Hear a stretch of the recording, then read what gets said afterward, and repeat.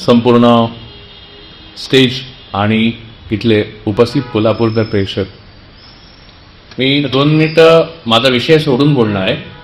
माझा विषय आहे शिवशाहूंच्या समाजभिमुख राज्यकारभाराची आजची उपयुक्तता. त्याच्यावर बोलतो.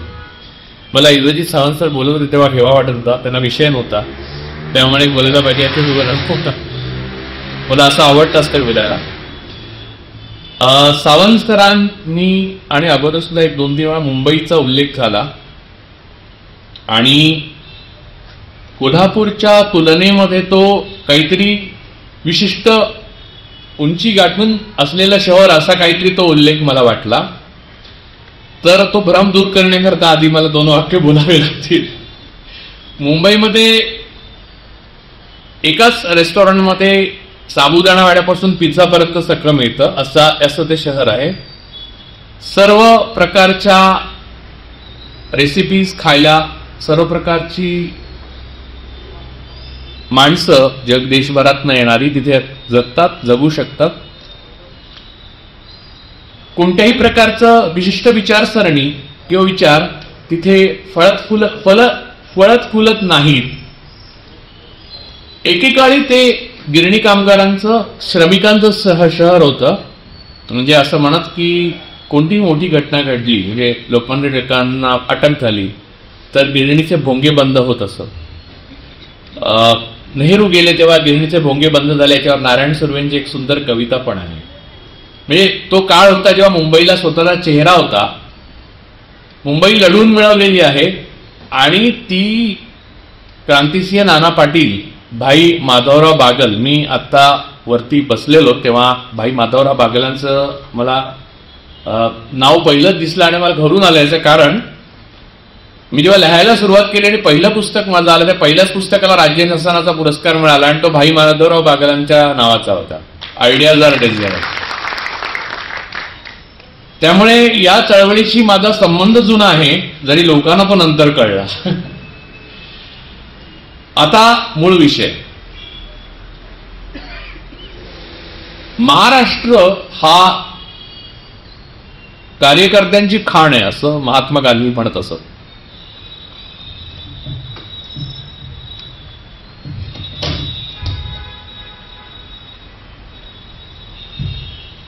नाही ठीक आहे, जेवढं पोचेल तेवढं पोचेल.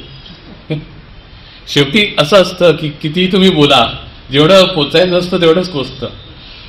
तर महाराष्ट्र ही कार्यकर्त्यांची खाण आहे असं महात्मा गांधी म्हणत असत. पण नुसती महाराष्ट्र कार्यकर्त्यांची खाण नाही, महाराष्ट्र ही विविध विचारांची खाण आहे. महाराष्ट्रामध्ये तुम्ही बघाल देशात जे जे विचार, मग चांगले असो किंवा वाईट, आणि त्याच्या संघटना उभ्या झाल्या, त्याची मातृभूमी महाराष्ट्र आहे. मग काँग्रेस असो, मुंबईत जन्माला आली, रिपब्लिकन पक्ष असो, कम्युनिस्ट असो, काही म्हणजे डांगेनी आणता, म्हणजे तुम्ही एक एक नाव घ्या, तो विचार महाराष्ट्रात सुरू झाला. राष्ट्रीय घ्या, ज्याच्यावर आपण आज वेगळ्या प्रकारे बोलणार आहोत. पण कोणताही विचार असो महाराष्ट्रात निर्माण झाला. महाराष्ट्र हा योद्ध्यांचा प्रदेश आहे. एवढा मोठा योद्धा महाराष्ट्रामध्ये झाला आणि ज्यांच्या नावामुळे आपण आज इथे उभे आहोत आणि ज्यांच्यामुळे महाराष्ट्र किंवा मराठ्यांच्या अस्तित्वाला अर्थ प्राप्त झाला, ते छत्रपती शिवाजी महाराज. देशात कुठेही गेलं तरी तुम्ही कोणत्या जातीचे आहेत या नावाने महाराष्ट्रीयन माणसाला ओळखलं जात नाही. हो मराठा आहे असं म्हणतात. हे केवळ छत्रपती शिवाजी महाराजांमुळे शक्य झालं. त्यामुळे त्यांच्या अस्तित्वाच्या खुणा आपल्या सर्वांच्या अस्तित्वाला अर्थ प्राप्त करून देतात. तर त्या छत्रपती शिवाजी महाराजांनी केवळ महाराष्ट्राला नव्हे तर या देशाला वैचारिक गुलामगिरीतून स्वतंत्र केला. आणि त्या वैचारिक गुलामगिरीतून स्वतंत्र करण्याची त्यांची प्रक्रिया इतकी विलक्षण होती. म्हणजे दुर्दैवाने असं झालं की आपण जे धड्यांमध्ये वाचलेलं आहे शालेय अभ्यासक्रमात किंवा कॉलेजमध्ये, ते 4थी पासून अफजल खानाचा कोथळा, मग 5वी मध्ये शाहिस्ती खानाची बोटं, म्हणजे महाराजांचे ब्रह्मा आगे राहून सुटका, मिर्झा अली जयसिंग वगैरे मध्ये 2-3 वेळा त्यांच्यासाठी ब्राह्मणाने इथे केलेले यज्ञ वगैरे, पागलामुखीची पूजा, आणि मला राज्याभिषेक, एवढंच वाचतो.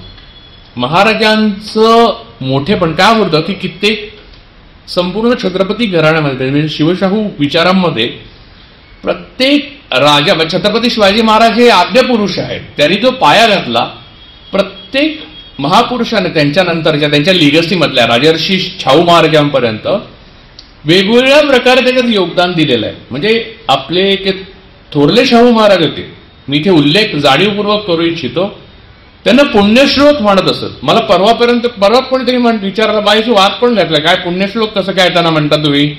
तर मी म्हटलं त्याला पुण्यश्लोक म्हणत असत, त्यांच्या नावाच्या मागे पुण्यश्लोक लागलेला आहे. म्हणजे जसं अहिल्यादेवी होळकरांचा पुण्यश्लोक अहिल्या देवी होळकर म्हणतात, तसा पुण्यश्लोक थोरले शाहू महाराज असं म्हणतात. काय झालं की त्यांच्या आयुष्यात त्यांनी मुत्सद्देगिरीने ज्या गोष्टी घडवल्या त्या आपण विसरून गेलो. याचं कारण आपल्याला नेहमी नाट्य आवडतं मानवी जीवनातलं, ते युद्धात असतं. छत्रपती शिवाजी महाराजांच्या एकाच आयुष्यामध्ये एक अत्यंत थोड्या अवधीमध्ये त्यांनी युद्ध, रणनीतिकार म्हणून, सेनापती म्हणून, नंतर निर्माते, किल्ल्यांचे निर्माते म्हणून, महाराष्ट्राचे रक्षक म्हणून, महाराष्ट्र धर्माचे निर्माते म्हणून एवढ्या भूमिका केल्या की ते वर्णन विलक्षण होतं सगळं. त्यामुळे त्यांची युद्ध आयुष्यात एकामागून एक आणि प्रत्येक म्हणजे त्यांच्या आयुष्यात असं होतं की रिस्क न घेणं हीच मोठी रिस्क होती, असंच आयुष्य जगले ते. छत्रपती शिवाजी महाराजांनी त्याच्या पलीकडे जे मोठं काम केलेलं आहे, ज्याची लिगसी नंतर पुढे चालत राहिली, ज्याची परंपरा पुढे चालत राहिली आणि परंपरा कळसाला दिली राजर्षी शाहू महाराजांनी, ती सामाजिक सुधारणेची होती. महाराजांनी सरंजामदारी आणि वतनदारी नष्ट केली, पगारी नोकर ठेवले, आपले आणि परके पाहिले नाही. महाराजांच्या राज्यात धर्म आणि जातींना स्थान नव्हतं. या गोष्टी कोणीही विचारात घेत नाही. आणि कधीही मी माझ्या लहानपणी शालेय शिक्षण, आणि तेव्हा काँग्रेसचं सरकार होतं बरं का, म्हणजे असं म्हणायचं की सेक्युलर सरकार होतं असं आपण म्हणू, तर सगळे सेक्युलर नेते, सगळे सेक्युलर सरकार, सगळे सेक्युलर विचारवंत किंवा वामपंथी विचारवंत होते. त्यांनी लिहिलेल्या धड्यांमधूनच आम्ही शिक्षण घेतलं. त्याच्यामध्ये मला फारसं काही सामाजिक सुधारणा किंवा विचार म्हणून वेगळा केलेला आहे.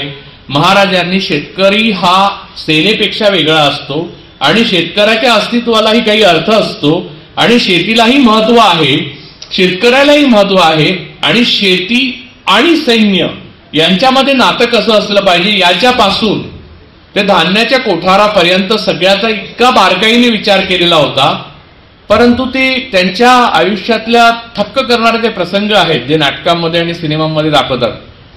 जे भालजी पेंढारकरांनी सिनेमांमध्ये दाखवायला सुरुवात केले, त्यांनी अनेक गोष्टी केल्या, पण त्याच्याबद्दल आज मी बोलणार नाहीये. परंतु ते जे दाखवायला सुरुवात केली आणि मग आम्हाला पुस्तकांमधनं मिळालं, त्याच्यामुळे तो एक फोटो आहे, तो चित्र आहे, ते काढलेलं फोटो नाही, त्याचं चित्र आहे, ते अफजल खानाचा तोतडा निघालेला आहे. त्याच्यात अफजल खानाच्या बाजूने कृष्णाजी भास्कर कुलकर्णी हे कुठेही लिहिलेलं नाही. आणि हे मला खूप नंतर कळलं. म्हणजे छत्रपती शिवाजी महाराजांच्या आयुष्यातला सामाजिक विचार जो आहे तो फार महत्वाचा आहे. कारण त्यांच्या संपूर्ण पुढे मराठा साम्राज्याचा पाया तो असायला पाहिजे होता जो नंतर राहिला नाही. मराठी साम्राज्य दिल्लीला पोचलं, मराठ्यांचं साम्राज्य म्हणून ओळखलं जातं. मध्ये शशी थरूरनी ऑक्सफर्डमध्ये भाषण केलं होतं ब्रिटिश राजच्या विरोधात. त्याच्यावर त्यांनी असं म्हटलं होतं की ब्रिटिश आले नसते तर मराठ्यांनी नंतर राज्य केलं असतं भारतावर. परंतु छत्रपती शिवाजी महाराजांनी जो विचार तर राज्य स्थापनेमध्ये उभा केला होता, तो विचार हा कोणत्याही धर्मावर आधारलेला नव्हता. परंतु जे खरे इतिहासकार होते, म्हणजे बेंद्रे असो किंवा शिवभारतमध्ये जे लिहून आलेलं आहे किंवा असे असंख्य इतिहासकार आहेत, त्या इतिहासकारांना डावलून नंतर कथा पेरल्या गेल्या, ज्या कथांमधून शिवाजी महाराज जे आपल्यापर्यंत शिवाजी महाराजांचं साम्राज्य जे आहे की पुढे मराठा साम्राज्य म्हणून प्रसिद्ध झालं, शिवाजी महाराजांनी जे राज्य स्वराज्य उभं केलं ते हिंदवी साम्राज्य. हिंदवी हा शब्द हिंदू या शब्दाशी संबंधित नाही. पहिली गोष्ट म्हणजे हिंद हा शब्द अमीर खुसरो पासून वापरला गेलेला आहे. आपण जय हिंद मध्ये पण हिंद आहे की ते हिंदू या अर्थाने जय हिंदू आहे का? ते नाही. हिंदवी याचा अर्थ भौगोलिक प्रदेशाशी संबंधित शब्द आहे तो. हिंदवी स्वराज्य म्हणजे हिंदूंचं स्वराज्य नव्हे. महाराजांच्या, आता मी त्याच्यात पुनरुक्तीचा दोष टाळतो आणि महाराजांच्या तोफखान्याच्या प्रमुखापासून महाराजांच्या शरीर संरक्षकांपर्यंत किती मुस्लिम होते यांची वगैरे यादी देत बसत नाही, कारण ती अन्यत्र उपलब्ध आहे. परंतु मूलतः महाराजांचा जो संघर्ष होता तो इथल्या वतनदार, सरंजामदारी आणि ब्राह्मणवादी संस्कृतीशी होता. आणि तो संघर्ष टोकाला पोचला जेव्हा महाराजांचा राज्याभिषेकाची वेळ आली. म्हणजे ब्राह्मणवादाचं हे सगळ्यात मोठं वैशिष्ट्य आहे आणि ते आजच्याशी संबंधित आहे थेट, म्हणून मी सांगतो. आणि मग राजा शाहू महाराजांच्या आयुष्यात तर तो थेटच ऐरणीवर आलेला होता वेदोक्त आणि पुराणोक्त प्रकरणामध्ये. आणि तो आपण म्हणजे इतिहास जर जाणत नसाल तर मी थोडासा त्याचा उल्लेख नंतर करीन पुढे आल्यावर. परंतु छत्रपती शिवाजी महाराजांच्या आयुष्यामध्ये मध्ययुगीन कालखंडामध्ये इस्लामी सत्ता सर्वत्र होत्या. म्हणजे निजामशाही होती, आदिलशाही होती, कुतुबशाही होती, मोगल होते. मोगल हे देशाचे त्याचा दिल्लीत ताब्यात असल्यामुळे राजे होते. छत्रपती शिवाजी महाराजांसमोर ही सगळी आव्हानं होती. पण याचा अर्थ राज्यांचे प्रमुख मुस्लिम होते म्हणून मुस्लिम विरुद्ध हिंदू असा तो संघर्ष होता असं नव्हतं. पहिली गोष्ट अशी, आणि हे मी का सांगतोय पुन्हा पुन्हा, कारण मला याच्यामधनं काही वेगळं साध्य नाही का. मला हे सांगायचं आहे की करत होते ते काय करत होते की तिथे असलेली जे देवघरात उंदीर व्हायचे, प्लेगने माणसं का मरत, देवघरात उंदीर व्हायचे कारण गुळ खोबरं दाखवायचे तुम्ही. बरं, तो देव खायचा नाही तर उंदीर खायचे गुळ खोबरं. आणि उंदीर माजले की त्यांच्यावर ते प्लेगचे जंतू पसरवायचे. पुण्यामध्ये प्लेग पसरला, लोक मरायचे, तरुण बायका विधवा व्हायच्या, त्यांच्यावर केशवपान, पुन्हा आलवाण, हे सगळे गडबड चालू होती. तर त्याच्यात बिचारा रँट आला आणि स्वतः चाफेकरांनी, दामोदर हरी चाफेकरांनी आत्मचरित्र लिहिलंय. त्यामध्ये हे लिहून ठेवलंय, तुम्ही आत्ता गुगलवर बघा, पीडीएफ मध्ये आहे ते.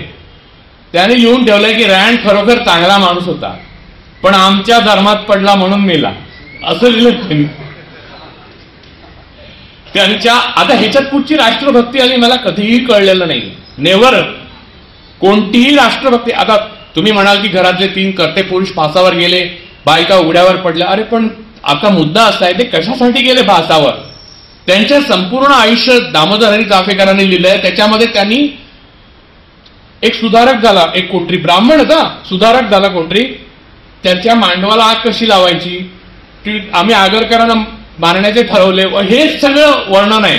म्हणजे आजच्या काळात त्यांच्यावर पिक्चर काढायला झाला तर तो कोणतो मनुष्य आहे तो एक काढतो बघा पिक्चर हल्ली इथला मुळशीचा, तसा पिक्चर काढायला लागेल. ह्याला मार, त्याला मार, शेवटी राणीला मारला. तो ब्रिटिश होता म्हणून आपण उत्सव साजरे करतो.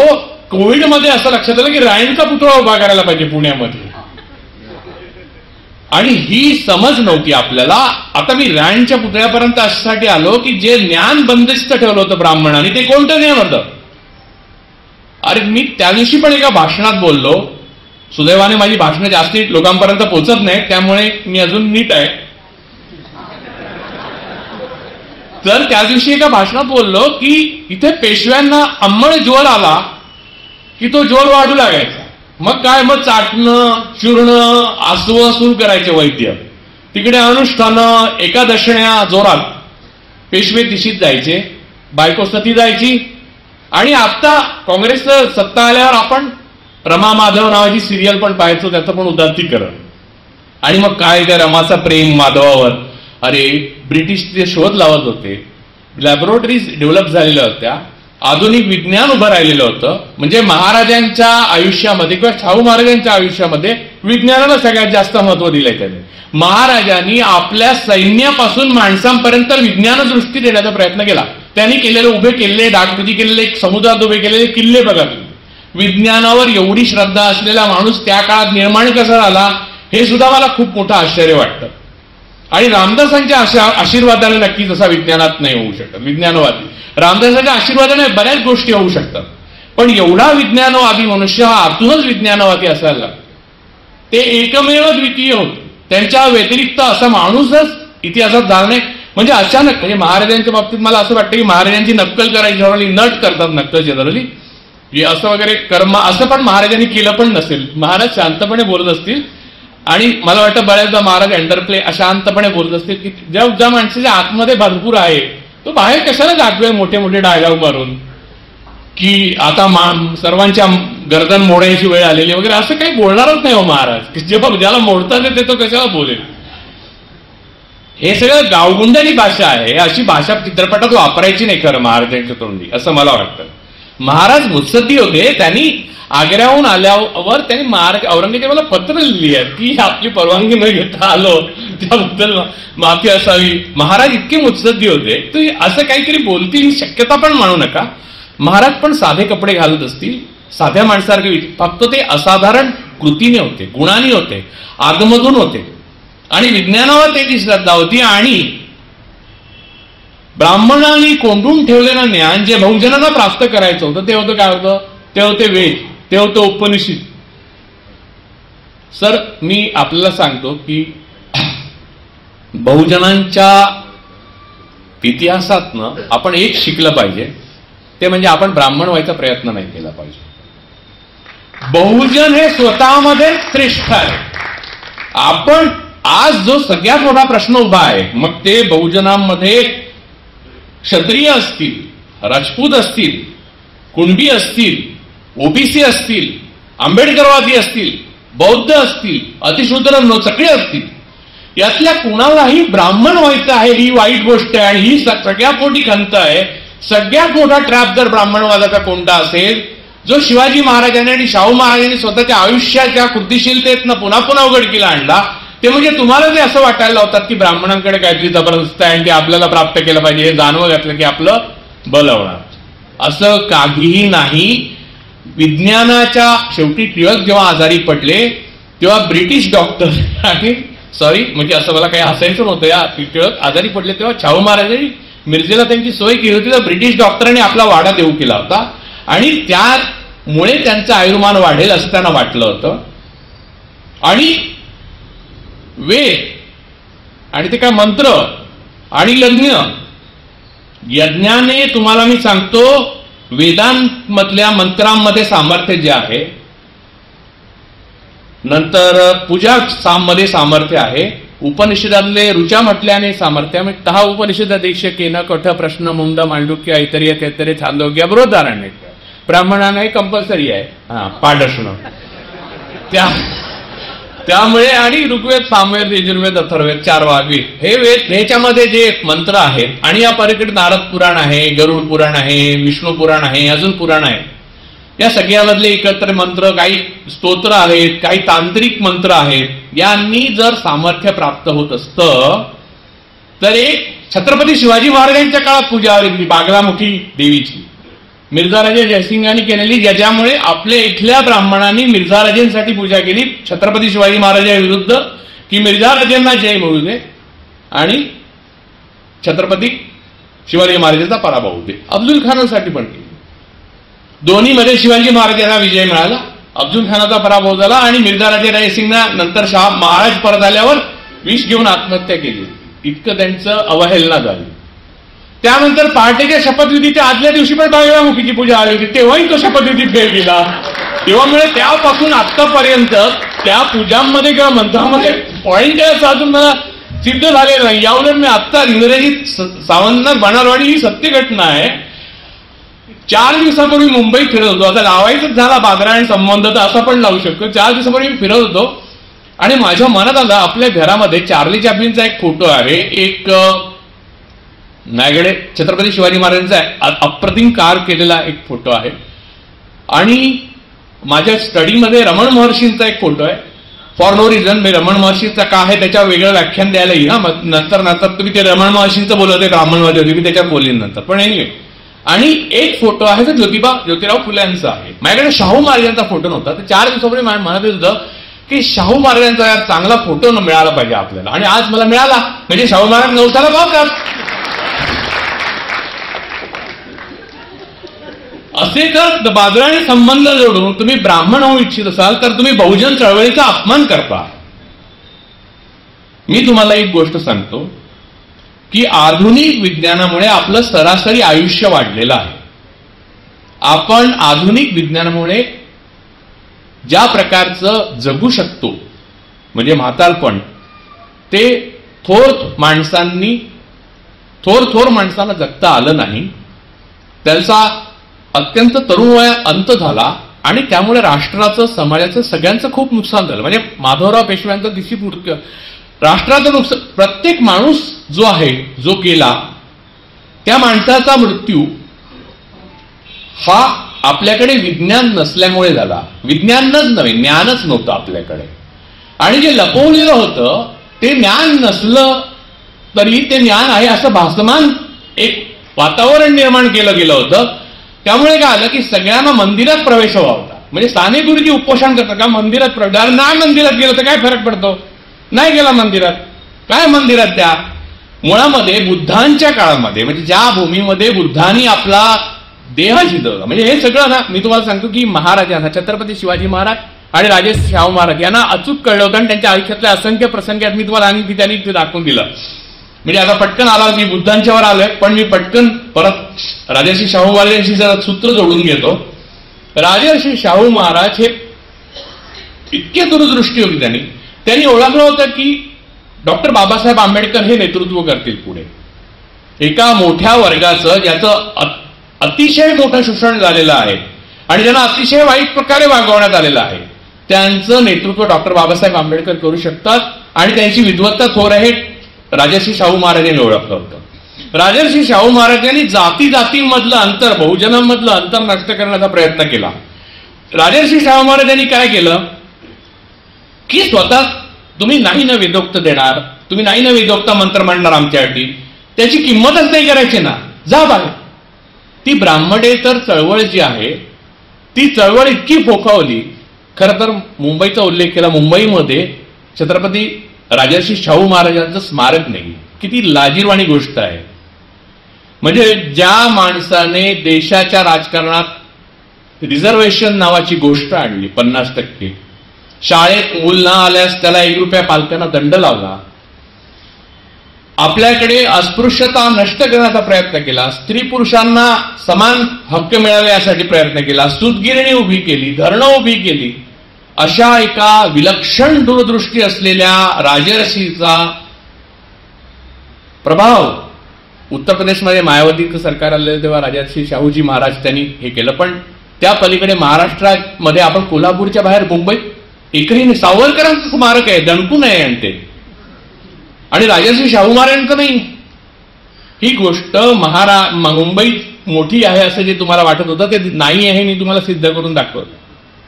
मी हे दाखवलं की तिथे एक सावरकरांचं स्मारक आहे, टिळकांचं स्मारक आहे, पण राजर्षी शाहू महाराजांचं स्मारक नाही. याचा अर्थ असा आहे की राजर्षी शाहू महाराजांचे विचार जे होते ते स्वीकारून महाराष्ट्राच्या राजधानीत त्यांचं स्मारक करून ते विचार ऍक्सेप्ट केले असं अधिकृतरित्या मान्य करावं असं एकाही राज्यकर्त्याला, मग तो काँग्रेसचा असो किंवा बिगर काँग्रेसचा असो, आज सगळ्यात वाटलं नाही. याचाच अर्थ आपण मुंबई मिळवली, पण मुंबईला अजून महाराष्ट्र नाही मिळवलेला आणि महाराष्ट्राचा विचार नाही रुजवू शकलो, हे इतकं पुरेसं आहे. दुसरी गोष्ट, छत्रपती शिवाजी महाराज असो किंवा राजर्षी शाहू महाराज यांच्या मधली जी म्हणजे छत्रपती संभाजी महाराज आहेत, त्यानंतर थोरले शाहू महाराज आहेत, राजाराम महाराज आहेत, ताराबाई आहे, अहिल्या, पुण्यश्लोक अहिल्याबाई होळकर आहे. म्हणजे वेगवेगळ्या माणसांनी, बहुजनातले स्त्रिया आणि पुरुष यांनी असाधारण बलिदान देऊन, म्हणजे नंतर संशोधक पण आहेत. म्हणजे शिवभारतचा शोध लागण्याकरता संशोधकांना किती जीव घालवायला लागला. तंजावरून पहिल्या कॉपी आणल्या तर तामिळमध्ये होत्या, म्हणजे महाराष्ट्राचं संचित सुरक्षित तमिळमध्ये होतं, जे मूळ मराठीत होतं. बरोबर ना, मी चुकत नाही ना? हा, तर ते शोधून आणायला लागलं. ते शोधण्याकरता माणसं अशीच पडून मिळली, त्यांची वार्ताहत झाली. जेव्हा शाहू महाराज सत्तेत होते तेव्हा त्यांनी अशा लोकांना पैसे दिले, धन दिलं. म्हणजे मूकनायक जेव्हा डॉक्टर बाबासाहेब आंबेडकरांनी काढला तेव्हा पहिली 25,000ची देणगी, ज्या काळात 25 रुपयापेक्षा कमी तोळं सोनं होतं, तेव्हा 25,000ची देणगी शाहू महाराजांनी दिली. गमतीची गोष्ट बघा, छत्रपती शिवाजी महाराजांची समाधी आहे आणि ती साफसूफ केली पाहिजे हे ज्योतिराव फुलेंनी केलं पहिल्यांदा, खूप अगोदर केलं. त्यानंतर त्यांच्यावर पोवाडा लिहिला, मला वाटतं 1879 साली लिहिला. 1879 साली पोवाडा लिहिला छत्रपती शिवाजी महाराजांवर, ज्योतिराव फुलेंनी लिहिला. खूप नंतर 1845 शाहू महाराजांनी ठरवलं की छत्रपती शिवाजी महाराजांचा मोठं समाधी बांधावी असं ठरवलं. ते ठरवल्यावर लोकमान्य चाक्ष होते, चांगले राजकारणी होते, मुत्सद्दी होते. त्यांच्या लक्षात आलं की बहुजनांना जोडणारा आणि आपल्याबरोबर ही राजकीय चळवळ घेऊन जाण्याकरता हे उपयुक्त साधन आहे. कसं आहे, ब्राह्मणवादाचं एक वैशिष्ट्य आहे. तुम्ही ब्राह्मण असा किंवा नसा, तुम्ही ब्राह्मणवादी असू शकता. दोन गोष्टी लक्षात घ्या.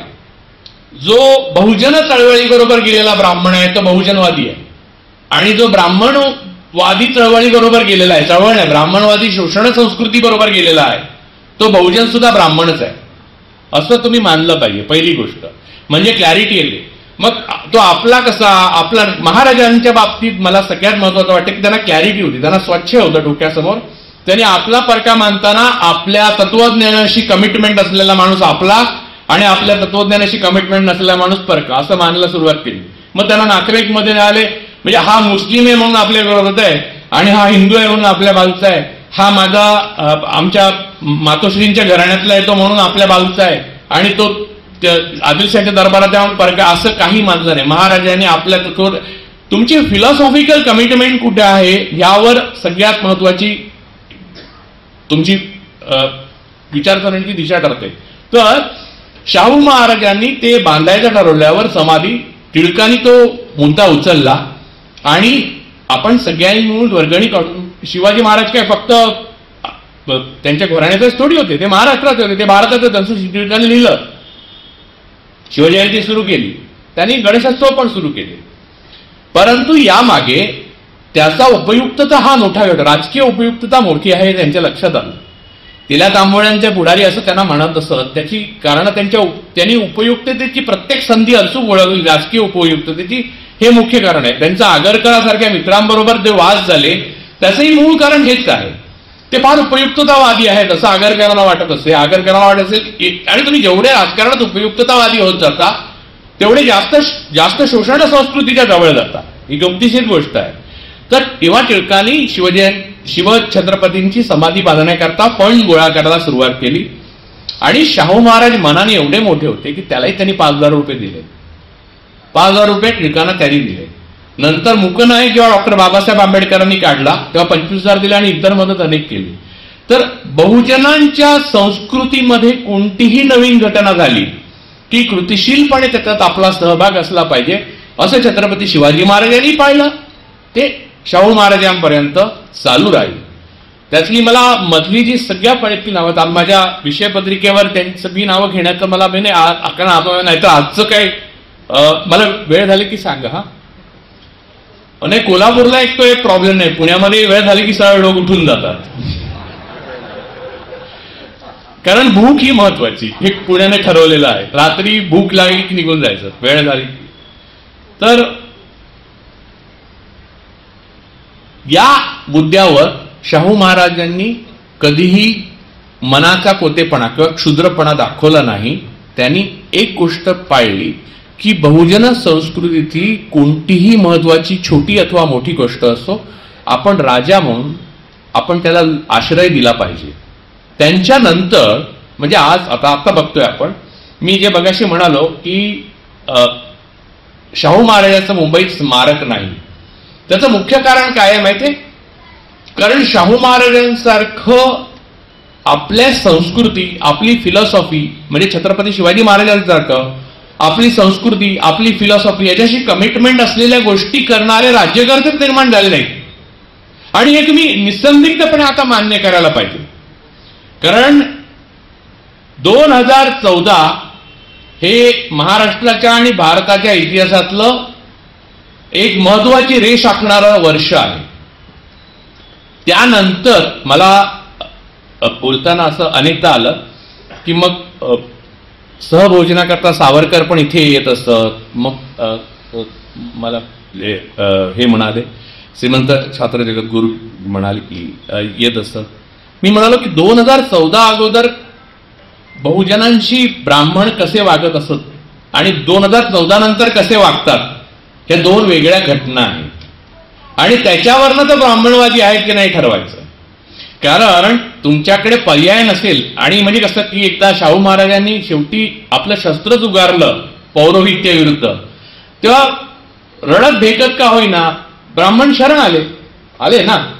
म्हणजे टिळकांनी त्याच विरुद्ध तर लेखून केलं सगळं, वेदोक्त आणि पुराणोक्त सगळं प्रकरणच तिकडून झालं, टिळकाने बाजू उचलली. तर पण जेव्हा सत्ता नाही बहुजनांकडे असा क्षण आला आणि ब्राह्मणांच्या संघटना या रजिस्टर केल्या जात नाहीत. लक्षात ठेवा, ब्राह्मणांच्या संघटना या मैदानात दिसत नाहीत, त्या मनात असतात.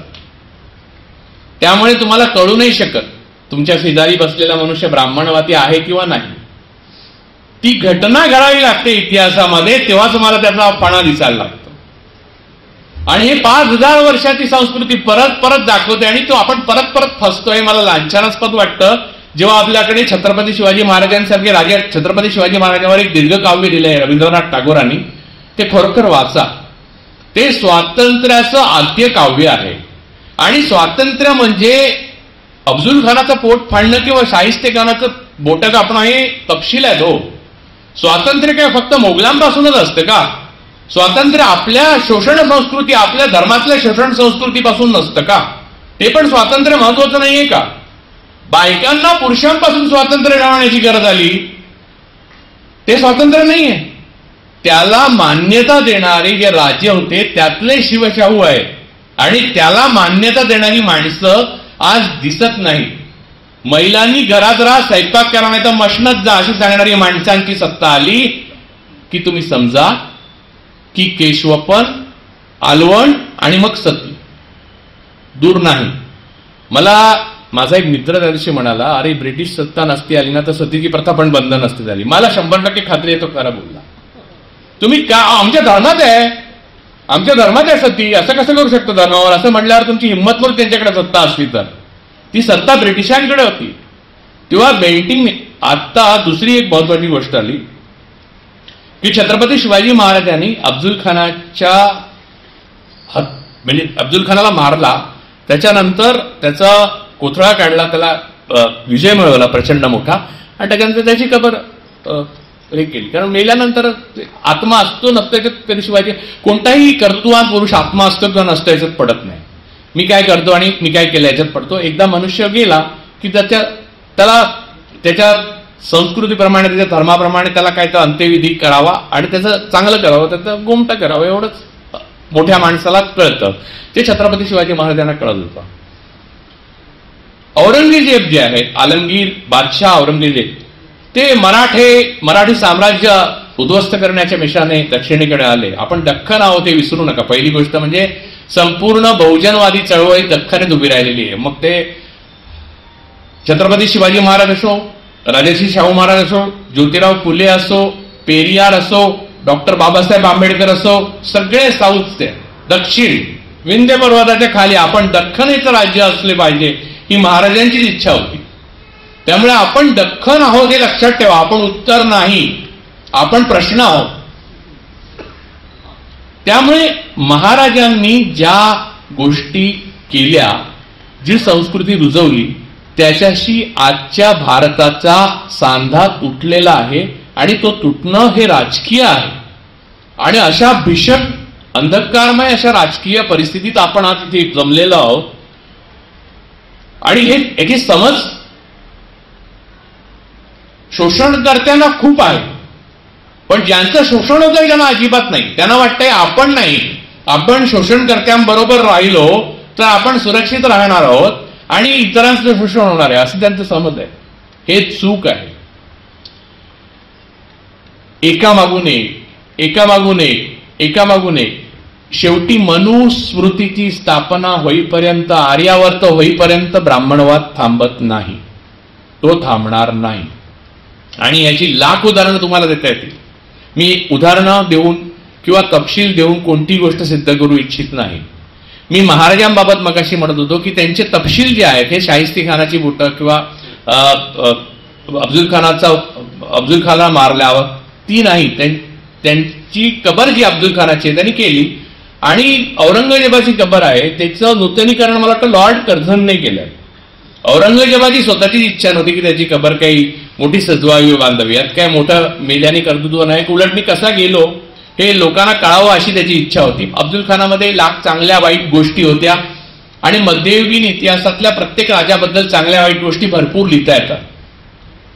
पण अफजल खान किंवा आलमगीर औरंगजेब याच्याबद्दलही अनेक चांगल्या वाईट गोष्टी लिहिता येतात. त्याच्यावर अनेक चांगल्या वाईट गोष्टी जदुनाथ सरकारांपासून आतापर्यंत अनेक लोकांनी लिहून ठेवलेल्या आहेत, त्या तुम्ही वाचू शकता.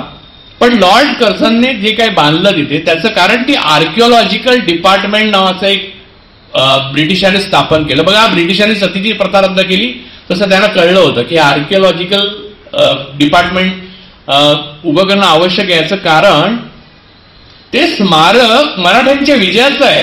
औरंगजेबाची कबर दख्खनेत असणं हे मराठ्यांच्या विजयाचं स्मारक आहे. ते उकडून टाका हे म्हणणं हा योगायोग नाहीये. ती उकडून टाका याचा अर्थ नंतर राघोबाला हे सोनेरी पान.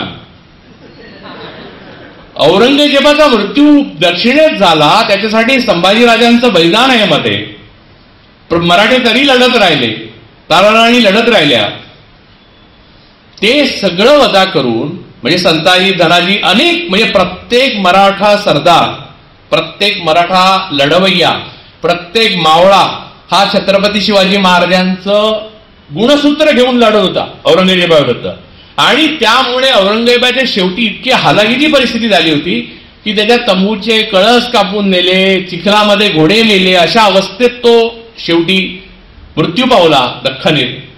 आणि इथे त्याची कबर झाली. हे मराठ्यांच्या विजयाचं सोनेरी पान आहे, बहुजनांच्या विजयाचं. आणि ते उखडा म्हणून जात झालेलं बहुजनच सामील असतात. हे मला अनाकलनीय वाटतं. अनाकलनीय हा शब्द इथे वापरला पाहिजे. हे अनाकलनीय आहे. पण हे अनाकलनीय नाही. पण याचं कारण असं की ब्राह्मणवादी संस्कृती ही मोठी मायावी आहे आणि ती रूप बदलून तुमच्या समोर येते आणि त्यामुळे तुम्ही भ्रमित होता आणि तुम्हाला तेच बरोबर वाटतं की ते सांगतायत ते. जसं की मंत्र म्हटल्यावर विजय मिळेल असं मिर्झा नाही वाटलं, अफजल खानालाही वाटलं. तो काही मुस्लिम होता, हिंदू नव्हता, पण त्याला वाटलं यांच्या मंत्रात काहीतरी दम आहे, हे मंत्र म्हटल्यामुळे आपण विजयी होणार. नाही झाला ना तो. शिवाजी महाराजांना माहिती होतं की हे नाही आहे त्यांच्या मंत्रात. महाराजांनी हे ओळखलं होतं की, आणि शाहू महाराजांचा जो वेदोक्त पुराणोक्तचा जो लढा होता ना तो मंत्रांसाठी नव्हता. त्यांचं एकच म्हणणं होतं की समतेचा मूलमंत्र हा आहे की तुम्हाला जे प्राप्त आहे ते आम्हाला सुद्धा आहे. एवढाच मुद्दा होता त्यांचा. त्या वेद मंत्रांमध्ये काहीतरी जादू आहे म्हणून आम्हाला प्राप्त व्हावे असा काही हेतू नव्हता. एवढे शहाणे होते शाहू महाराज. त्यांनी अनेक वेळा दाखवूनही गेले त्यांच्या आयुष्यामध्ये. नाहीतर त्यांनी धरणं उभी, भाकरानंगलच्या खूप अगोदर राधानगरीत धरण झालंय ना, मग उभं झालं, सुतगिरण्या उभ्या झाल्या. त्यामुळे यंत्रयुगावर त्यांचा पूर्ण विश्वास होता. त्यांना फक्त हे दाखवायचं होतं की आम्ही तुमच्याशी समरस होणार नाही, आम्ही फक्त समता मान्य करतो, समरसता नाही. समरसता म्हणजे बायको नवऱ्याशी समरस व्हावी, म्हणजे तिने त्याचा गुलाम व्हावं. किंवा बहुजनांनी ब्राह्मणवादाशी समरस व्हावं म्हणजे काय, त्याच्यात मिळून जावं, मिळून मिसळून राहावं, एकोप्यानं राहावं. म्हणजे ते युनिलॅटरल असतं, बायलॅटरल नाहीये. म्हणजे मी माझ्या मालकाशी समरस होतो, मी समता मागतो. त्या दिवशी युद्ध होतं. याचं कारण मी माझ्या हक्कांची मागणी करतो आणि हक्कांची मागणी ही संघर्षाशिवाय पुढे जाऊ शकत. आणि आज मला असं वाटतं, आजच्या सामाजिक परिस्थितीवर थेट आपण येऊ तर आज मला असं वाटतं की बहुजन हा संघर्षाला कंटाळतो, आजचा संघर्षाला थकतो आणि संघर्षाला घाबरतो सुद्धा, सरळ जाऊन मिळतो. म्हणजे पूर्वी महाराजांच्या काळात असं नव्हतं असं नाही, सरदार जाऊन सरळ मिळत असो. म्हणजे अगदी तुम्ही बघा इतिहास किती, म्हणजे मार्क्सने असं म्हटलंय की हिस्ट्री 18 ब्रुनियर ऑफ लुई नेपोलियन नावाचं कार्ल मार्क्सचं खरं अप्रतिम पुस्तक आहे. त्याचे कॅपिटल पुस्तकासाठी खूप नावाजलं जातो, पण कॅपिटल इतकं सुंदर पुस्तक त्याचं 18 ब्रुनियर ऑफ लुई नेपोलियन, म्हणजे दुसरा नेपोलियन जो नेपोलियनचा पुतण्या होता त्याच्यावर त्यांनी पुस्तक लिहिलं 18 ब्रुनियर ऑफ लुई नेपोलियन. त्यातलं हे वाक्य आहे की history repeats itself, first time it's a tragedy and second time it is farce. त्यामुळे एक्झॅक्टली तशीच परिस्थिती निर्माण होते आणि पहिल्यांदा ती शोकांतिका असते आणि दुसऱ्यांदा प्रहसन. पहिल्यांदा कसं आपल्याकडचे लोक बहुजन थकायचे, म्हणायचे जाऊ दे ना, आपल्या आयुष्यात सुखाची झोप घेऊ, जाऊ औरंगजेबाला जाऊन मिळूया, जाऊ आपण आदिलशहाला जाऊन मिळूया. तेव्हा महाराज उभे राहिले. आज पण तसंच म्हणतात ना, रात्रीची सुखाची झोप लागते, आम्ही जातो म्हणून. बरोबर ना? बहुजनांचा इतिहास बदलला नाही अजून, आणि ब्राह्मणवादाचा सुद्धा नाही बदलला.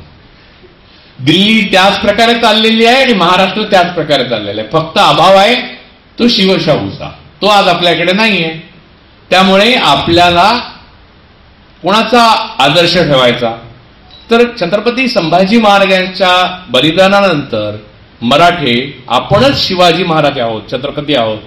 आपणच या मराठा साम्राज्याचे लढवय्ये उरलेलो एकमेव घटक आहोत असं समजून लढले.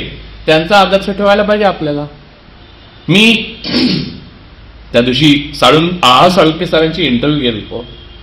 त्यांना मी विचारलं की तुम्हाला असं वाटलं नाही का आयुष्यात क्रांती करावी वगैरे? कारण प्रत्येक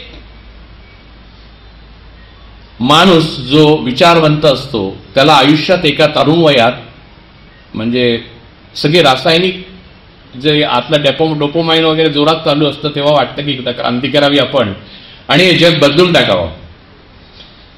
पण सगळ्यांना शक्य होत. साळुंखेंनी ते उत्तर दिलं त्या व्हिडिओत आहेत. ते म्हणाले की क्रांती करणं हे राजाजी शाहू महाराज, छत्रपती शिवाजी महाराज, अशा गौतम बुद्ध यांच्यासारख्या लोकांचं काम आहे. आपल्यासारख्या लोकांनी लोकजागर केला पाहिजे. परंतु मला असं वाटतं की आपल्यासारख्या लोकांनी क्रांतीच केली पाहिजे. लोकजागर तर केलाच पाहिजे, पण क्रांती पण केली पाहिजे. आणि आता ही क्रांती केली पाहिजे, कारण विज्ञानाचा तुम्हाला भक्कम आधार आहे. तुम्ही अगोदर कधीही नव्हत्या अशा एका संस्कृतीच्या उंबरठ्यावर उभा आहात. तुम्ही पैसे नावाचं एक गोष्ट आहे. मी ते मोबाईलवर बटन दाबतो, इंद्रजित सावंतना पैसे ट्रान्सफर करतो. माझा विश्वास आहे की मी त्यांना पैसे ट्रान्सफर केले. त्यांच्या मोबाईलवर आल्यावर त्यांचा विश्वास बसतो की पैसे आले. आणि एक मधली कुठली तरी यंत्रणा आहे, त्यांना माहिती असते की राजू बोर्डेकरांनी इंद्रजित सावंतला एवढे पैसे दिले. ऍक्च्युली आम्ही दोघे एकामेकाला काहीच देत नाही, बरोबर, तरी इंद्रजित सावंतांच्या अकाउंटमध्ये पैसे गेलेले असतात. त्यामुळे या अतिशय भ्रामक पण वास्तविक अशा विचित्र वैज्ञानिक युगामध्ये आपण त्याच संकल्पना घेऊन लढत राहिलो आणि आपल्याला अजूनही ब्राह्मणच व्हायचं आहे किंवा शोषणकर्त्यांचे समरसता करायची आहे. हे करण्याची आवश्यकता नाहीये. तुम्हाला विज्ञानाची साथ आहे, तुम्हाला बाहेरच्या जगाची साथ आहे. तो वर्ल्डली विजडम, ते जागतिक शहाणपण तुमच्यात कधी येणार असं मला वाटतं. आणि त्यामुळे कोल्हापूर हे श्रेष्ठ आहे मुंबईपेक्षा. आणि मला असं वाटतं की एखाद्या छोट्या खेड्यात कोल्हापूरहूनही श्रेष्ठ असेल, कोणी कुठूनही श्रेष्ठ. हो, मी इथून आत्ता माझा व्हिडिओ काढला आणि कुठेही पाठवला तर कोणालाही राग येऊ शकतो, यातच मी यशस्वी होतो ना. पूर्वी राग येण्याकरता माझं भाषण छापावं लागायचं खिळे लावून, ते कोणीतरी जाऊन वाचायला लागायचं आणि मग ते वाचल्यावर त्याचा संताप व्हायचा. मग तो गावठी पिस्तूल काढायचा आणि रँडला मारायचा. एवढं सगळं प्रकरण व्हायला लागायचं मध्ये. आता इथून टाकलं की तिथे व्हिडिओ गेला की त्याला राग आला की राजू बोर्डेकरला आता ठोकलेच पाहिजे, जास्त करतात, 2 मिनिटाचं काम. त्यामुळे या प्रकारच्या भयंकर विज्ञान युगात आपण जगतो. त्याचं भयंकराचं एक शुभंकर स्वरूप सुद्धा आहे की ते का नाही वापरत आपण. मला असं वाटतं की हा गंड जो आहे ना, जानव्याचा गंड म्हणतो मी. आपण पण जानवं घेतो. काय परवा मुंजी पण झाल्या, एक सावरकर स्मारकानिमित्त काही मुंजी झाल्या. कशाला पाहिजेत मुंजी? हो, तुम्हाला मी सांगतो मुंजीमध्ये काहीही नाही, काही नाही. मी तुम्हाला सांगतो कशामध्ये गौतम बुद्धांना वाचलं की तुम्हाला कळेल की कशामध्ये काही नाहीये. वास्तवामध्ये अस्तित्व. तुम्ही गौतम बुद्धांना वाचणार तर मग अल्बर्ट कामी वाचा. चला, अस्तित्व एवढंच खरं आहे. तुम्ही एक घड्याळासारख्या टिकटिक होते तोपर्यंत चालू आहात, बंद पडल्यावर संपलं. मग एकाने विचारलं तुम्ही आत्मा शब्द वापरतो कसं काय? अरे म्हटलं बाबा, मन आणि आत्मा असं मी, आत्मा हा शब्द मी आत्म या अर्थाने वापरतो. माय एक्झिस्टन्स. माझ्या मनाला वाटलं म्हणून मी हे करतो असं नाही ना. जो नाही करत मनाला वाटत, म्हणजे मला असं वाटतं की हे सगळं उलथवून टाकावं, पण मी नाही करत. तसं करायला जात नाही, कारण उगाच पकडतील बिकडतील भीती वाटते मला. तर तो भीती वाटणारा जो आहे ना तो आत्मा आहे.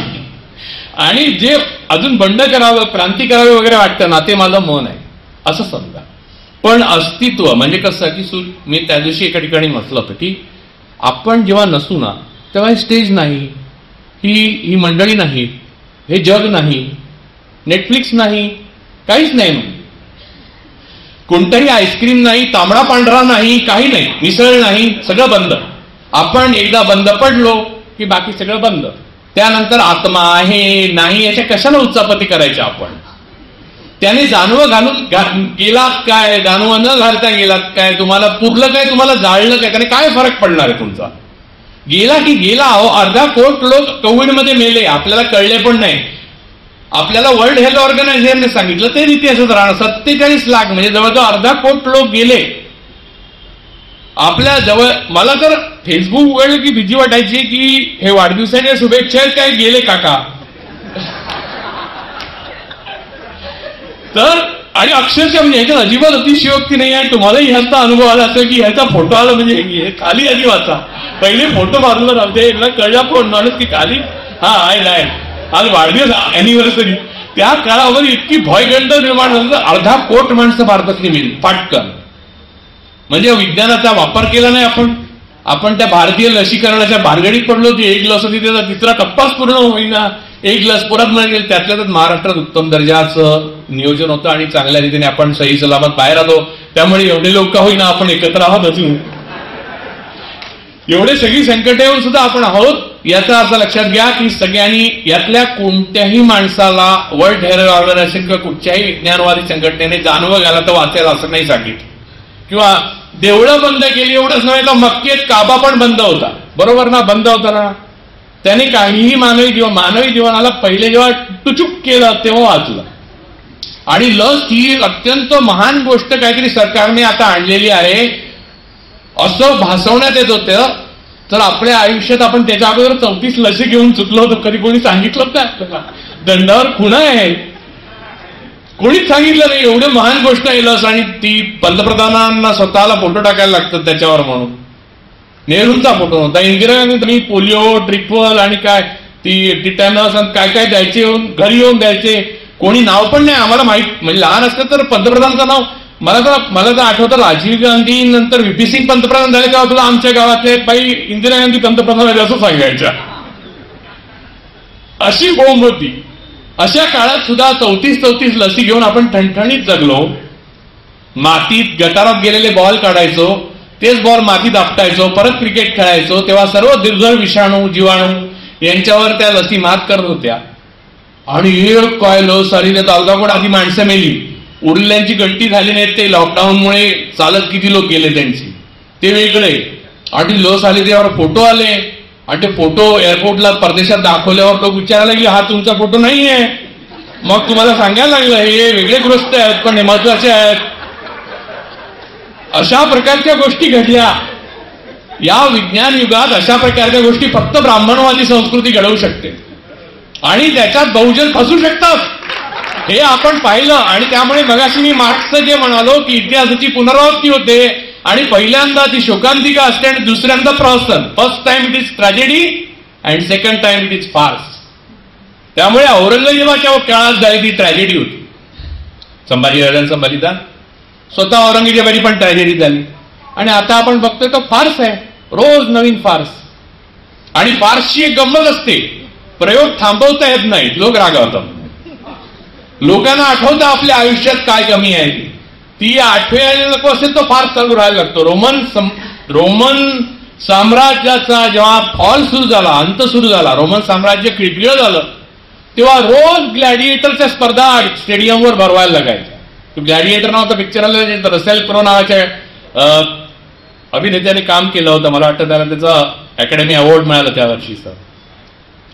त्या स्पर्धा रोज भरायला लागायच्या कारण लोकांना खायला नाही आहे याची चिंता आणि त्यातून राग क्षोभ रोमन सम्राटाविरुद्ध निर्माण होईल म्हणून लोकांना स्टेडियममध्ये आणून ती ग्लॅडिएटरच्या स्पर्धा रोज दाखवायला लागायचा.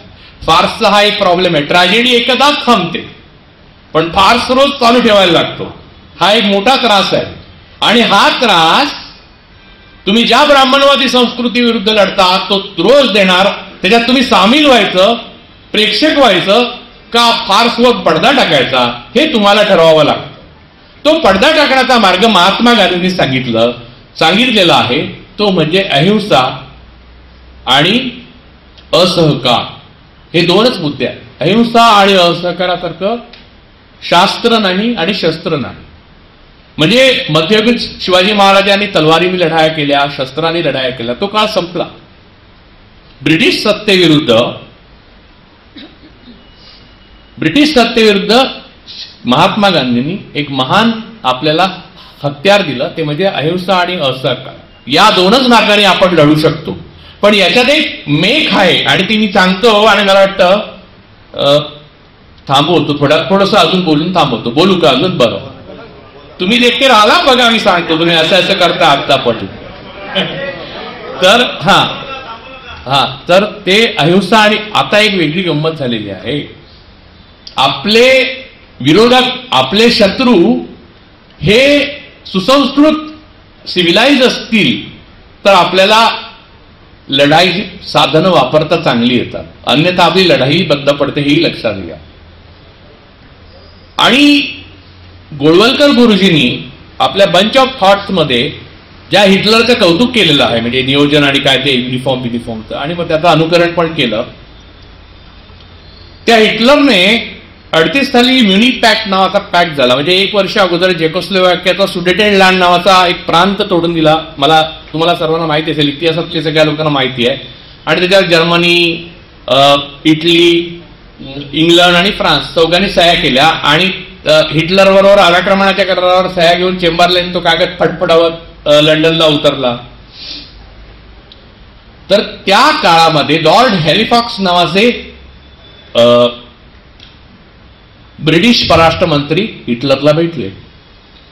तर हिटलर हा आर्य आहे आणि तो आपल्या बाजूने आहे असा काहीतरी समज होता त्या काळात, आणि तो आजही कायम आहे. आता म्हणजे मला हे माहितीच होतं, पण आता एक पुस्तक रूपाने वैभव पुरंदरेने पुस्तक लिहिलेलंच आहे हिटलरचा भारताविषयीच्या दृष्टिकोनाबद्दल. भारताविषयी हिटलरचा दृष्टिकोन हा होता की हे गुलाम व्हायच्या लायकीचे आहेत आणि त्यांना गुलामच ठेवले पाहिजेत. एवढंच नव्हे तर लॉर्ड हॅलिफॉक्सना त्यांनी असं म्हटलं की गांधीजींचं काय चाललंय, गोळ्या घालून टाका त्यांना म्हटलं, आणि त्याच्याबरोबर 100 पुढे येतील त्यांना गोळ्या घाला, मग अजून येतील 100 त्यांनाही घाला गोळ्या. म्हणजे ब्रिटिशांची जी सिव्हिलाइज्ड वृत्ती होती ना, त्याला गांधीजींचं उत्तर बरोबर होतं. पण तिथे हिटलर असता तर कदाचित गांधीजींना लढता पण आलं नसतं, तेवढे काळही मिळालं नसतं तसं. तर यानंतर हिटलरने हॅलिफॅक्सना सांगितलं, पण ब्रिटिशांनी असं काही केलं नाही. पण ते बरोबर गोडसेपर्यंत पोहोचलं, आणि गोडसेनी गांधीजींना गोळ्या घातल्या. लक्षात घ्या, तुमचा पाकिस्तानला विरोध आहे, तुम्ही जिनानं नाही काही केली, तुम्ही गांधीजींना केली. त्यामुळे हिटलरची लिगसी, आपला ब्राह्मणवाद, असा विचित्र पेच असलेला फॅसिझम आपण जगतो आहोत. आणि या कालखंडामध्ये बहुजन का म्हणतो, कारण सर्वात जास्त संख्येने आहेत आपण, आणि यावर उतारा ब्राह्मणेतरा या संघर्षाला धार येऊ नये म्हणून हिंदू मुस्लिम संघर्ष कृत्रिम रीतीने आपल्यावर लादला गेलेला आहे. असा कोणताही संघर्ष नव्हता. आता तुम्हाला उदाहरण देतो, चला. टिळक ब्राह्मणवादाचे समर्थक होते असं आपण मानतो. टिळकांनी वेदोक्त प्रकरणात शाहू महाराजांच्या विरोधात भूमिका घेतलेली. ती आहे टिळकांचं जिनांशी अतिशय चांगली मैत्री होती, उत्कृष्ट मित्र होते जिनांचे, बॅरिस्टर मोहम्मद अली जिनांचे. एवढाच नव्हे तर टिळकांची केस मोहम्मद अली जिनांनी लढलेली आहे. एवढंच नाही तर राजकीय दृष्ट्या लखनौ करार, ज्यामध्ये मुसलमानांना स्वतंत्र मतदारसंघ देण्यात आले, तो लखनौ करार टिळकांनी केलेला आहे, गांधीजींनी नाही. एवढा त्यांचा मुसलमानावर विश्वास होता. तेव्हा 1857च्या बंडामध्ये, आता बरेच जण पुनर्जन्मावर विश्वास ठेवतात, जे तात्या टोपे, राणी लक्ष्मीबाई यांच्याबरोबर आपण पूर्वीच्या जन्मी लढलो असं म्हणतात, पण ते सगळे बहादूरशाह जफरच्या नेतृत्वाखाली लढले होते, हे लक्षात घ्यायला पाहिजे. आणि बहादूरशाह जफर औरंगजेबाचा वंशज होता, आणि बहादूरशाह जफर एवढा महान क्रांतिकारक नव्हता, त्याला बंडवालांनी क्रांतिकारक बनवला, पण तो एकदा बनल्यावर निष्ठेने राहिला. त्याच्या समोर त्याचे मुलं नाते मारले, रंगूनला त्याला ठेवला. गाजियों में बूढ़ेगी जब तक ईमान की तब तो लंदन तक पहुंचेगी तेग हिंदुस्तान की, असं त्याने लिहिलं. त्यातलं तेग हिंदुस्तान की हे लक्ष्मीबाईंना मान्य होतं, तात्या टोपेंना मान्य होतं, नानासाहेब पेशवेंना मान्य होतं. तो हिंदुस्तान मधल्या शब्दातला हिंदू हा हिंदू धर्माशी संबंधित होता काय? नव्हता. टिळकांनी लखनौ करार केला, जिनांबरोबर दोस्ती केली, ते हिंदू मुस्लिम प्रश्न होता काय? नव्हता. मग हिंदू मुस्लिम प्रश्न कोणी उभा केला? ब्रिटिशांनी उभा केला. कसा केला? तर एकीकडे हिंदू महासभा आणि दुसरीकडे जिनांचा अपमान जो झाला काँग्रेसमध्ये, त्याला खतपाणी घातलं. पण ते खतपाणी घालायला हिंदू महासभेची मोठी गरज होती आणि ती गरज सावरकरांनी पूर्ण केली. द्विराष्ट्रवादाचा सिद्धांत सावरकरांनी मांडलेला आहे. नाही मांडलेला? मांडलेला आहे की नाही? द्विराष्ट्रवादाचा सिद्धांत तर नंतर 40 साली तो जिनांनी उचलला.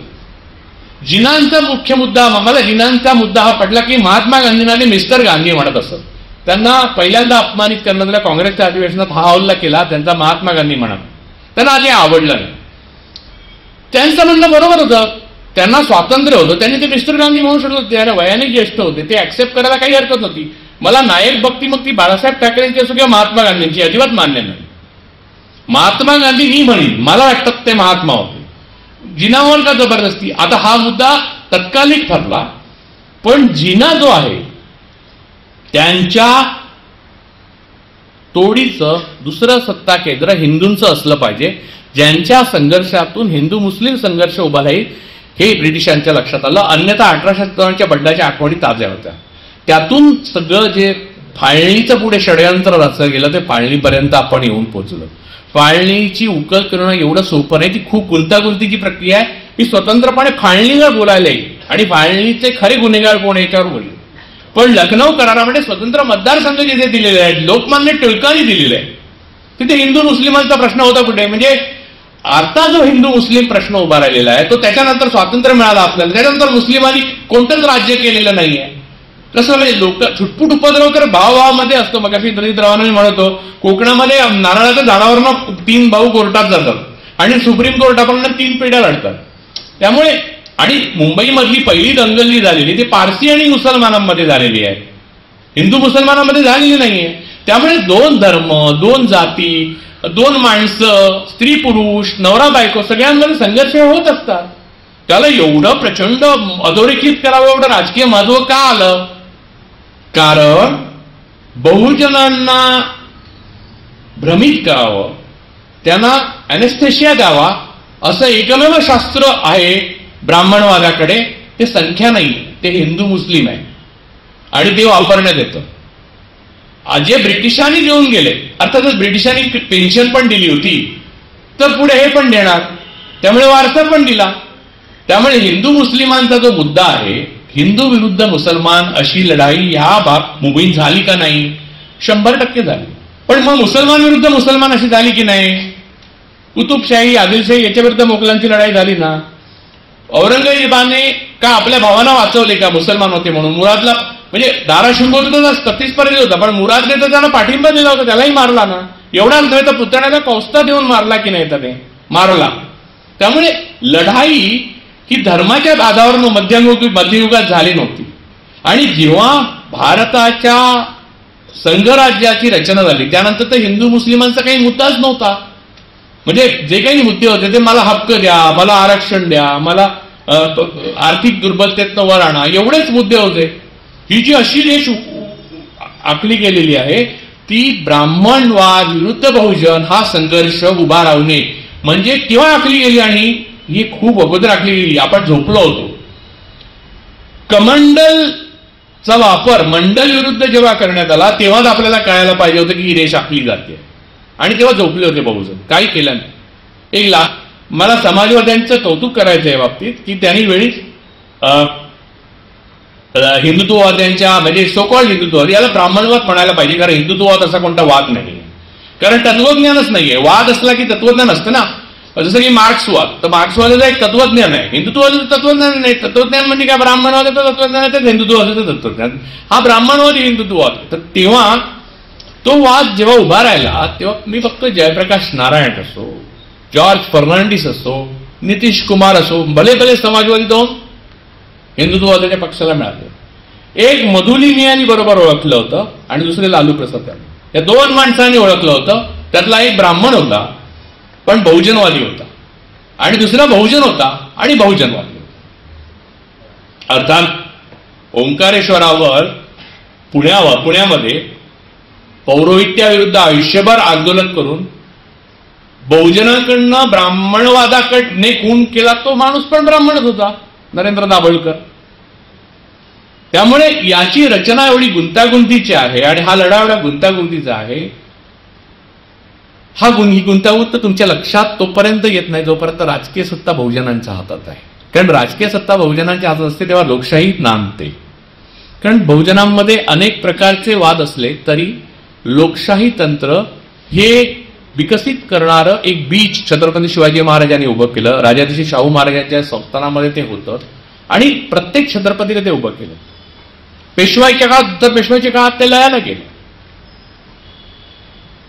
आता एक साधी गोष्ट आहे, लयाला गेलं म्हणजे काय की तुम्हाला मी सांगतो की खुद्द पेशवे विश्वासराव असो किंवा भाऊराव पेशवे असो हे पानिपतात मारले गेले 1761 संक्रांती दिवशी, बरोबर ना?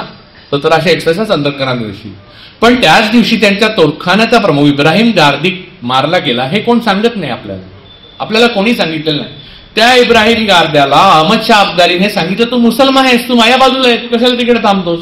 तो थांबला नाही, तो गेला नाही, तो थांबला आणि ती गल्ली झाली आणि त्याच्यात काय मोहरा गेल्या आणि हिरे गेले आणि मोती गेले आणि काय गेले, त्याच्यात इब्राहिम गार्दी गेला. इब्राहिम गार्दीने हुतात्म्य पत्करलं पेशव्यांबरोबर. पण इब्राहिम गार्दीचे एकही स्मारक पुण्यात नाहीये. पण तिकडून त्या युद्धाला भिवून नाना फडणवीस पळून आले आणि इथे मोठे मुत्सद्दी बनले. त्यांच्या विरुद्ध नाटक लिहिलं असं वाटल्यामुळे विजय तेंडुलकरांनी खूप हाल सहन केलं. विजय तेंडुलकरांना मी बाबा म्हणत असतो. त्यांनी लिहिलं की हा अनैतिहासिक नाटक आहे, ऐतिहासिक नाटक नाहीये, थेट नाहीये. पण ते पडद्यावर तुम्ही बघितलं नसेल तरी तो वाचा. आपला इतिहास काय बघा हो. मी तुम्हाला सांगतो ते नाटक परदेशात जायला निघालं घाशीराम कोतवाल तेव्हा विरोध करणाऱ्यांच्या 3 सह्या मी तुम्हाला सांगतो. तुम्हाला ब्राह्मणवादा मैदानात नसतो मनात असतो हे कळेल. कोण माहिती 3 सह्या? दुर्गाबाई भागवत 1 सही, नानासाहेब गोरे 2री सही आणि भाई डांगे 3री सही. आता काय सांगाल तुम्ही? सत्यजित रे स्वतः उभे राहिले आणि इंदिरा गांधींकडे जाऊन त्यांनी सांगितलं की हे नाटक जाणं आवश्यक आहे आणि तेव्हा ते नाटक गेलं. अधिक तुम्हाला माहिती हवंय तर या विषयावर बोलायला जब्बार पटेल नाईक का बोलवायचं. मला अजून खूप ह्याच्यावर बोलता येईल खरं तर आणि मला एवढ्या प्रकारे उघडं करता येईल हे सगळं. परंतु शिवशाहूंचं नाव घेऊन आपल्या विरोधकांना आपल्या शत्रूंना सुद्धा पुरण आगणं न करता एका आदराने वागवावं अशी या संस्कृतीचा मी पाईक आहे. आता मला त्या पातळीवरच जर कोणी आणलं तर पुढच्या व्याख्यानात आपण त्या पातळीवर बोलू. परंतु तोपर्यंत मी एवढंच सांगतो, रात्र वैऱ्याची आहे, तुम्ही जागे राहा आणि तुम्ही जागे नाही राहिलात तरी तुम्हाला नवीन फार्स बघायला जागावंच लागणार आहे. त्यामुळे तुम्हाला उठावून सांगण्यात येईल की हा पहा फोटो, हा नवीन फार्स, हा पहा फोटो, हा नवीन फार्स. हे चालू राहणार. कारण तत्वज्ञान नाही, विचार नाही, आतून भरलेलं पण नाही. ॲरोगन्स ऑफ इन्फिरियरिटी म्हणजे न्यूनगंडातून आलेला अहंकार हा ब्राह्मणवादाचं पहिलं आणि अखेरचं लक्षण आहे. आणि त्याच्याशी भारत देश गेले 2,500 वर्ष मुकाबला करतोय आणि तरीही अजून त्याच्यावर यश मिळालेलं नाही. मी ब्राह्मणवाद म्हणतो म्हणजे काय ब्राह्मण विरोधी हे वाक्य नाहीये. ब्राह्मणवाद हा मूळतः शोषणावर आधारलेला लोकशाही विरोधी तत्व आहे आणि त्याच्या विरुद्ध आपण उभं राहिलं पाहिजे. कारण आपण लोकशाही प्रेमी माणसं आहोत, आपण असहकार अहिंसा गांधी मानणारी माणसं आहोत आणि म्हणून या लढ्यामध्ये आपण विचाराने, मनाने आणि कृतीने सहभागी झालं पाहिजे. हा लढा काही रस्त्यावर लढला जात नाही, हा लढा काही मैदानात लढला जात नाही, हा लढा मनात लढला जातोय. मनात तो मनात लढला जातो ना तेव्हा तुम्हाला तो व्हॉट्सअपवर दिसतो, व्हॉट्सअप ग्रुपवर दिसतो, तुमच्या फॅमिलीतलेच लोक दिसतात की अरे हे तर आपलेच नाते दिसते, काय बोलताय ते असं बराबरा दिसायला लागतं. आणि मग तुम्हाला हळूहळू घाम यायला लागतो की अरे हा तर कालपर्यंत बरा होता, आता हा पण गेला का, गेला हा पण गेला गर्दीत, हा पण गेला. असं करत करत एक माणूस गर्दीत जाब करतो. थांबू नका, तुमचा विचार दमाने मांडा. तुम्ही कमी असाल, खरं जास्त आहात, पण तुम्हाला वाटत असेल तुम्ही कमी आहात, बोलतायत कमी म्हणून संख्या कमी वाटते. जास्त बोलतील तेव्हा तुमची खरी संख्या कळेल. महाराज उभे राहिले तेव्हा एकदम अख्खा भारत त्यांच्या बरोबर उभा राहतो नव्हता राहिला, थोडेच राहिले होते त्यांच्या बरोबर. महाराजांना यश मिळायला लागलं ना, तसे हे बघा, कोणतंही युद्ध प्रिय नसतं कोणालाच. मलाही युद्ध आवडत नाही, मलाही चोक्यावर पाय काढायला टाकून नेटफ्लिक्सवर कुठची तरी चांगली सिरीज नार्कोस वगैरे बघायला आवडते. प्रॉब्लेम असा आहे, लढाई कुठचीही लोकप्रिय नसते, ती जिंकल्यावर लोकप्रिय होते. आज छत्रपती शिवाजी महाराज आपल्याला आवडतात कारण ते जिंकले. असे असंख्य लोकांनी बलिदान दिलं त्यांच्या अगोदर आणि नंतर, की ते जिंकू नाही शकले, पण म्हणून त्यांच्या बलिदानाची किंमत कमी होत नाही. त्यांच्या बलिदानासाठी तुम्हाला उभं राहायला पाहिजे. आणि लक्षात घ्या, नाहीतरी तुम्ही एक दिवशी मातीला मिळणारच आहात, सुपूर्ते काग होणारच आहे तुमचं. तुम्हाला दहन करायलाच लागणार आहे.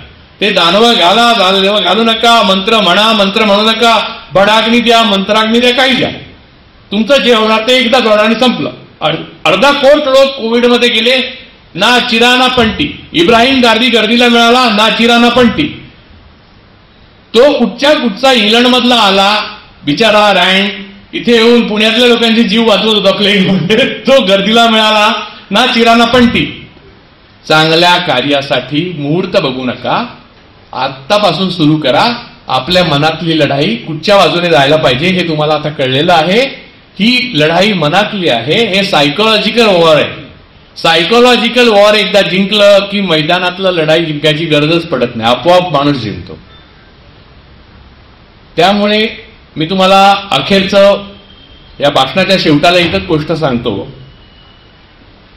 की आज कोल्हापुरामध्ये येऊन मला आनंद झाला. फार वर्षापूर्वी मला कोल्हापूरमध्ये एकदा बोलवलं होतं आणि त्या कार्यक्रमामध्ये एडी पाटील सर येणार होते आणि मी येऊ शकलो नव्हतो. त्याची आजही मला खंत आहे, मी आज बोलून दाखवतो की मी गमावलेल्या संध्या आयुष्यातल्या, असं जर मी पुस्तक लिहिलं तर ते एडी पाटलांबरोबर स्टेजवर बसण्याची संधी मी गमावली, की मला एक फार वाईट वाटतं या गोष्टीचं. याच कोल्हापूरमध्ये इथेच तो समारंभ झाला आणि मी येऊ शकलो.